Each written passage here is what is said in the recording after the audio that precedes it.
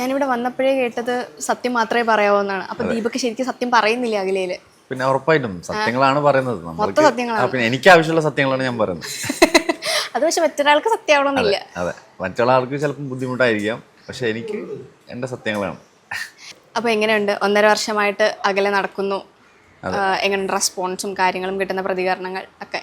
ഇല്ല, നല്ല റെസ്പോണ്ടാണ്. കാരണം വെച്ചാൽ നമ്മളിപ്പോൾ സ്റ്റാർട്ടിങ് മുതൽ തന്നെ നമുക്ക് ഇപ്പം നമ്മുടെ സീരിയലിന് അത്യാവശ്യം വ്യൂവേഴ്സ് ഉണ്ട്, അത്യാവശ്യം കാണുന്നുണ്ട്, ആൾക്കാർ അഭിപ്രായം പറയുന്നുണ്ട്.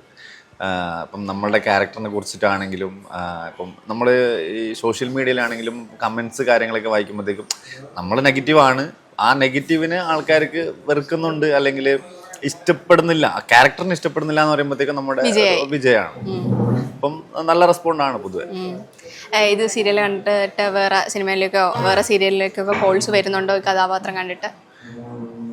അങ്ങനെ കഥാപാത്രം കണ്ടിട്ട് ഞാൻ ഓൾറെഡി വേറെ സീരിയൽ വന്നിട്ടുണ്ടായിരുന്നു. അപ്പം ഞാൻ പിന്നെ ഇത് ചെയ്യുന്നുള്ളതുകൊണ്ട് എനിക്ക് പിന്നെ 2 സീരിയൽ ഒരുമിച്ച് ചെയ്യാൻ താല്പര്യമില്ലാതെ കൊണ്ടും അങ്ങനെ ഞാൻ എടുത്തിട്ടുണ്ടായിരുന്നില്ല. പിന്നെ എനിക്ക് പൊതുവെ സിനിമയാണ് താല്പര്യം. ഞാൻ സിനിമ ഇപ്പം വേറെ 2 സിനിമ ചെയ്തു, അപ്പം അതിൻ്റെ ഡബിങ് കഴിഞ്ഞു, അങ്ങനെ നിൽക്കുന്നുണ്ട്. പിന്നെ കൂടുതലും പരസ്യം അങ്ങനെയൊക്കെയാണ് ചെയ്യുന്നത്.